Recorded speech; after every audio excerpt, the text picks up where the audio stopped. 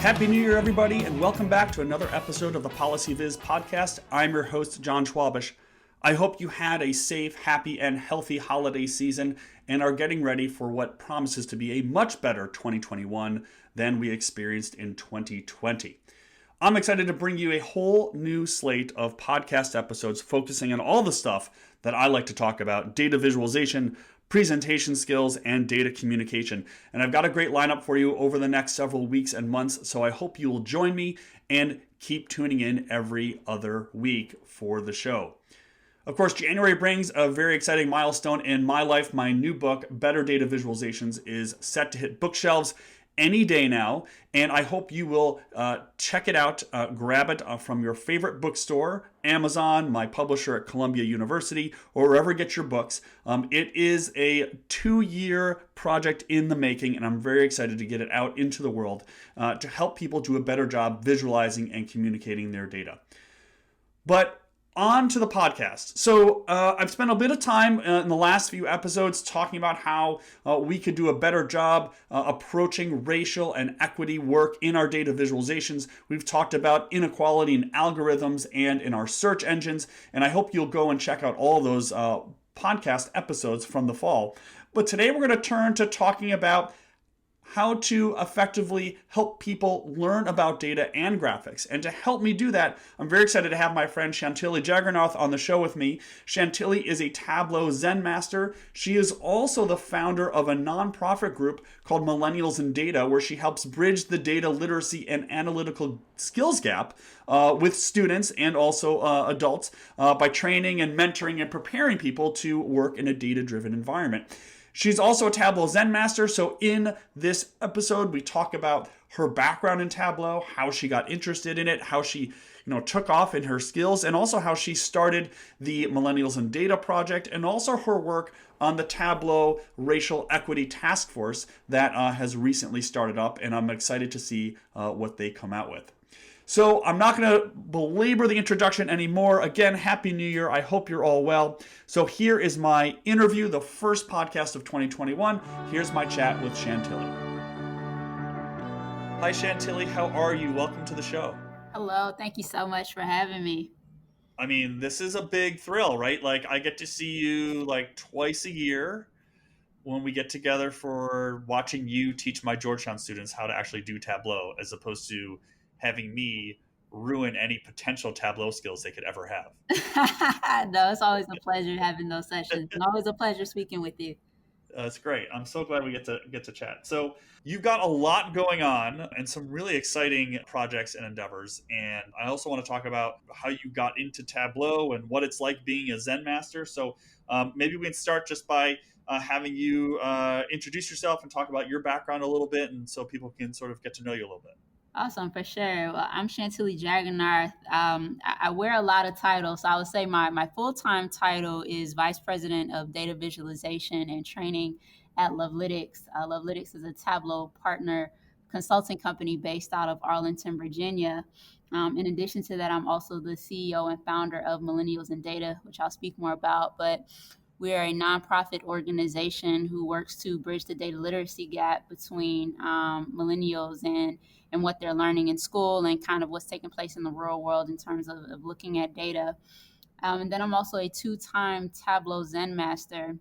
And my journey into Tableau took place about 10 years ago, actually, when I was a student at Howard University, based out of Washington, D.C. And I had an assignment that was given by my professor, and he just said, make sense of this data. And this data was just so massive. It was like 1 million records plus. Had no clue that it was that big. I just knew that every time I tried to open it in Excel, it would crash my computer a bunch of times. And I simply just Googled that night, what can analyze large amounts of data, and a Tableau advertisement appeared, and I saw that it was free for students, and I just downloaded it, knocked out my assignment, presented it to my class the next day, and my professor was intrigued, and I was intrigued as well, that I was able to kind of find some insight in this data. So that's really where my love for Tableau began. Wow. And so from there, once you had the student version, did you take classes, or did you just keep playing around with it and just just built your own skills? So I kept playing around with the tool. So I love to self teach myself things. I Yeah. love watching YouTube videos. I'm also very active, like when I'm learning something. So in addition to like watching videos, I'll also be following along with like my own data set. But what was unique about my journey was that at the same time that I was a student, I was working for Johnson and Johnson at the same time. So it was easy for me to speak with my manager, my advisor at the time, and ask them how do they use Tableau or have they heard of Tableau? How does Johnson and Johnson use data analytics? And I was fortunate enough that next summer to actually be placed in a role where I could start to analyze data and see how such a large organization uses data. So I would say me teaching myself and then also having some real world hands-on experience pretty early on assisted me in my journey. Yeah, that's great. So you had mentioned that when you were going through the YouTube videos and looking at the tutorials, you had your own data that you were using. So when you are talking to people, when you're teaching your classes and you're working with clients, you teach your day long class or half day class or 4 days of class, then they have to go learn it on their own. So what is your recommendation for people to really learn a tool? Is it go get some data and just go make as much stuff as you can with those data?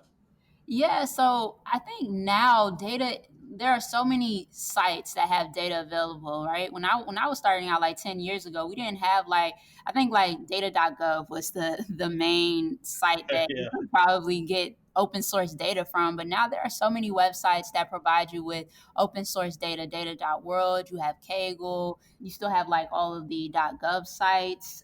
There are just so many avenues that you can fetch data from. And I feel as though when you're learning something new, the best way to learn it is to use it in addition to doing something that you love. So for me, I like sports, right? So I would look at sports data, or I like, what other types of data sets do I like? I just like random data sets. Like I'm not a particular person that has a passion around it, but I Yeah, know yeah, yeah. that's how some people learn, right? So if you love basketball, right, analyze some basketball data using Tableau. Follow the tutorials, and use the data that you like. I think that's how most people learn and catch on to things. So let me ask you this. So 10 years ago, I feel like you could work in any tool. It's Tableau, it's R, it's JavaScript, it's whatever it is. You could work in a tool, you could learn it, you could post something to Twitter or to Tableau Public. And even if it was kind of not great, you would get some people would give you a hard time, but you basically, I always found I got more constructive feedback than anything. Do you still think that's the case? And if so, like how should people think about developing their own skills and getting constructive feedback? I think now the community is massive, right? Like Yeah. I've stepped away a little bit from the community because of just how much it's grown. So I would say for a newcomer, it's a little difficult to and a little overwhelming. Not difficult, it's a little overwhelming, right? Coming into the new community. But I would say if somebody is really looking for good feedback, what I found for some of the individuals that I work with, the best way to get the best feedback would not be from the community as a whole, but more so from a mentor, right? Mm. So I would say for new individuals who are looking to get feedback, constructive feedback, because there are so many individuals who are online who could give you good feedback, could give you bad feedback. I think the best feedback might actually come from you finding one or two individuals who are in your circle who can provide you with constructive feedback. That's the route that I would go personally. Yeah, that's interesting. I mean, it also sounds like you had a job where they supported your efforts and were interested in potentially utilizing that particular tool within the organization, which I would guess is not the case for a lot of people. Well, maybe less people now than 10 years ago. So you're right. One of the things that enabled my journey was that I did have a job that already used the tool, but that was just one role. So at Johnson and Johnson, it's like an organization within an organization. You can move around. You can work for one department who has never heard of like Tableau, and then you can go to another department who has everything developed and designed inside of Tableau. So what I found actually was that I would seek out those roles and those positions who did not have Tableau, and I would introduce them to the tool. It would take me about 2 to 3 months to talk them into it. And then I would start migrating over those legacy reports that were done in some of those older systems. Some were Excel reports, just anything that was done manually, I would transition that over to Tableau. So that was always my challenge. And I felt like once I was able to get an org set up or a department set up, then that would be my success story. And I would kind of move on to finding a new team that I can do that for. So that was like my Interesting. thing. Right. Did you ever find that you got into a department and introduced the folks there to Tableau, and then they would start to use it, and then people got so good at it that you would start to learn from start to learn certain things from them that you hadn't even seen before? I wouldn't say that I would learn things from them. I would learn things that they asked for. So, Ah, unfortunately, a lot of the roles that I was in, I was the main developer and I was supporting a lot of leaders. And the leaders that I was working for, they were only going into the tool to look for what they wanted, not necessarily to analyze and develop. But I would say that in each of those roles, and even still today, there are requests that I get that I'm like, all right, give me a day to find that out. So before I used to say, no, Tableau couldn't do that. And then I would say, oh, look, I was able to do it. So I've learned to stop saying, no, it can't do that, and just say, okay, let me find out how to do it inside of right. Tableau now. So I would say over the course of the 10 years and even still today, I'm still learning just so much, in terms of things that you can do because of the requests that I get from my key stakeholders. What is in the newest version of Tableau? What's your favorite new piece of the software that they've added? So my favorite piece is the collapsible container. So, Oh, and this isn't new. I think it came out maybe 2 years ago, but it's something that I use with pretty much every dashboard. So, whenever you are transitioning a org or a department or a user from a tabular report to some form of a visualization, and it's multiple people who are looking at it, you're not going to get 100% buy-in, right? So right. there are still those folks who are going to want to see those tabular reports. And if the goal of the project was to visualize it in a better way, unfortunately, you're going to get a thumbs down if you don't have a text table on there, right? Some users are Yeah. expecting for you to like redesign a tabular report in Tableau and make it the exact same tabular report, and that's never the case. So the reason that I love the collapsible container so much is because now I satisfy both audiences by having the main visualization take up all of the real estate, but then I use a collapsible container for those text happy individuals so that they can click on that button and the text table will expand, and then they can collapse it and they'll see the visualization. Interesting. So you're trying to get all of your potential users to, Exactly. yeah, interesting. Can you talk a little bit about the Zen Master program, and particularly what it was like for you? This is your second time, I think, right, being a Zen Master. Like, what is, for people who don't know what the program is and what the process is like, um, if you could explain that for folks, and then also like what was personally for you, what is it like to be a Zen Master and be recognized, as a leader and an expert for that tool and in the field? Awesome, for sure. So a Tableau Zen Master is a leader in the Tableau community who is giving back and who is teaching on their free will. So you have individuals who are very active on the Tableau forum and they're answering user questions, right? I think our forum, the Tableau forum, is one of the best forums that I've seen out there, where any question that you've had, somebody is always willing to answer. So you have Zen masters who spend a lot of their free time just answering those questions. You also have some Zen masters who work with the developers and work to enhance the product, right? All on their free time. You have some Zen masters who write blogs on, new tips and tricks or new enhancements on Tableau, who's just always, finding ways to give back to the community. You have some Zen masters who are teaching in their own way, whether it's through blog. And then a Zen master like myself, I'm teaching through my nonprofit, Millennials and Data. So I think that's kind of where I got my leg into the program. The program runs every year. It's a nomination on a nomination basis. So they open up nominations once a year, and the community nominates you based on the things that they've seen. You have to fill out a couple of questions. And then internally, Tableau looks at those nominations, and I believe they have a committee who comes up with the final individuals who will make the program, and it lasts for a year. So I became a Zen Master in 2018, I believe, and when I had my conversation with the Tableau team around why I became a Zen Master, it was really because of the work that I was doing with Millennials and Data. Great. So let's turn to Millennials and Data. So this is a nonprofit that you started.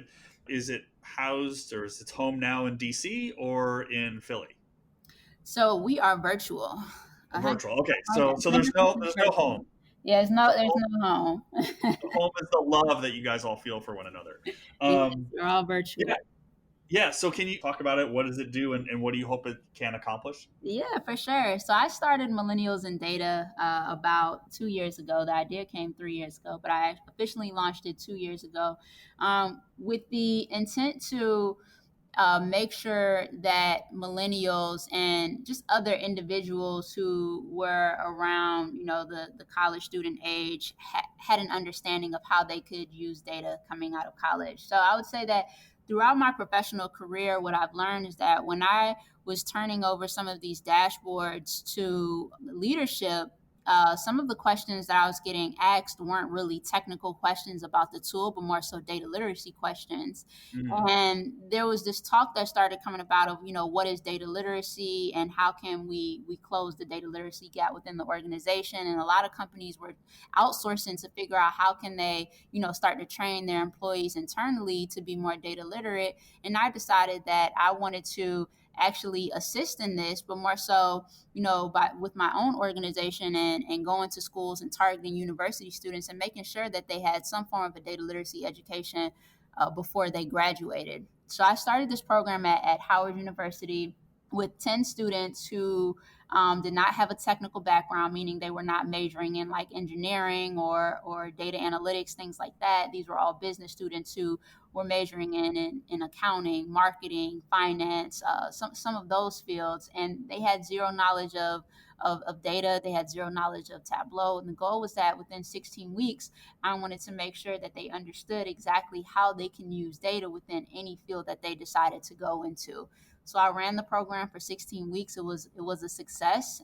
Based on the feedback that I got from that program at Howard, I continued to enhance and build upon the curriculum. So I think our first program, we just touched on Tableau, but then our second one, we started touching on SQL, because if you want to become a data analyst, right, SQL might be one of the things that they're going to ask you if you understand it. So we added SQL to the course. We added live database connections to the course as well. I've expanded the course even to professionals, and now I can say that we're wrapping up with our fourth cohort. We run 2 cohorts every year, and we're wrapping up with our 4th cohort right now, about 20 students in the cohort, 11 or 12 of whom are students, and then we have about 7 who are actual professionals who are looking for this training. Wow, that's great! Congratulations. That is incredible. Thank you. So I guess kind of backing up a little bit, from your perspective, what should universities, colleges, high schools, middle schools, elementary schools, what should they add to the existing curriculum so that people have more data literacy, more graphic literacy, are better stewards and being able to be, better citizens by understanding data in better ways? I definitely think that there should be like a data 101 course that encompasses visual literacy, like visualization literacy, how to read and interpret your basic chart types and even some intermediate chart types. I also think that the class should touch on from an analyst perspective. Like if you're given a task from leadership or from a key stakeholder, how do you go about executing that task? How do you use data to execute that task? So I definitely think that at least a data 101 class is necessary, right? How do you interpret various data types, right? What's the difference Yeah. between quantitative versus qualitative data? How do you really use, y equals mx plus b in the real world, right? Because Yeah. we learned that in school, and I just finished teaching that lesson. I just finished teaching that lesson last week to my students, and it's like, all right, remember when you were in grade school, y equals mx plus b? We just learned this as a equation in math, but we really didn't understand, when I didn't understand back then, how you could use that in the real world. So just Right. like a linear regression model, things like that. So I definitely think that a data 101 class that encompasses the teachings that the students have now, like especially in math and things like that, groups all of that information together and shows them, how they can be more data literate. And where would you put that Data 101 class? Is that a post-secondary class, or is that somewhere where people are younger? I think it can be in any age group, because Yeah. I've actually done like I wouldn't even call it a data literacy class, but I've done like a data literacy type of mini training at a daycare, right? Where No. we were using building blocks. Right. We were counting. I was asking them questions in the form of like what we would say is a business question in the adult world. And I was asking these little babies these questions, and then showing them how they can use their building blocks to answer those questions. And then we were constructing graphs that produced the final answer. So I would say, all right, we have all of these blocks scattered together. What's the first thing that you want to do if you want to know like how many red blocks are in here? Obviously, you want to pick out all of the red blocks.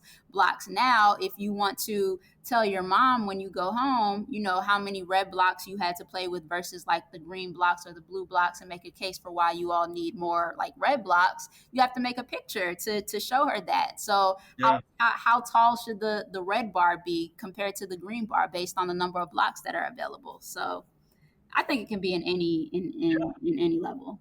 Yeah, I think you're absolutely right, and I think it should, I think it should be, or at least expanded for what we have. Hmm. Um, the last thing I wanted to ask you about was the Tableau Community Equity Task Force, which I know you're a member of, and you already had a few meetings. Um, what is the task force like? What are its goals? Are you meeting like every day? Like, how is that experience so far? For sure. So the task force is pretty new. The task force is a part of Tableau's Racial Justice Data Initiative. We are there. We are 12 members within the community, all different backgrounds, and I think that's what I love the most about it. But we're bringing our own unique perspective to this group so that we can help Tableau understand how we can do better as a community. How can we be more representative as a community, right? We're looking at various entry points into the community and seeing if there's anything that we can do better, so that we're making sure that we have equal representation, or a good representation really, across all of the diversity groups that are in the community. Wow. And so, is how many people are on the committee? There are 12 of us, and we meet on a monthly basis for about an hour. We typically go over because the conversations are just Yeah, so great. There's more to come.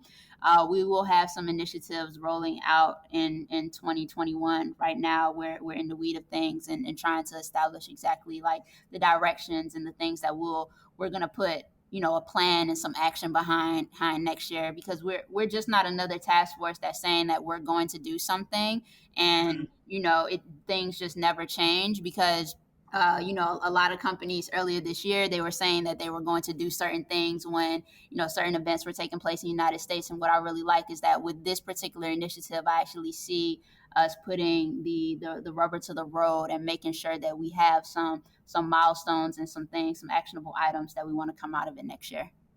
that's great. That's great. Well, I'm looking forward to seeing the work come out of that and see some actionable items. Chantilly, thanks so much for coming on the show. It's always great chatting with you, and congrats on all the success you've had. It's great to hear about all these initiatives and work that you're doing. Thank you so much for having me. And thanks everyone for tuning into this week's episode of the show. I hope you enjoyed that. I hope you will check out Chantilly's work on her website and the Millennials and Data site. And I hope you'll join me in being excited about what comes out of the Tableau Community Equity Task Force work. Hopefully that will come out soon. So until next time, this has been the PolicyViz Podcast. Thanks so much for listening. A number of people help bring you the PolicyViz Podcast. Music is provided by the NRIs, audio editing is provided by Ken Skaggs, and each episode is transcribed by Jenny Transcription Services. If you would like to help support the podcast, please share it and review it on iTunes, Stitcher, Spotify, or wherever you get your podcasts. The PolicyViz Podcast is ad-free and supported by listeners. If you'd like to help support the show financially, please visit our Patreon page at patreon.com/PolicyViz.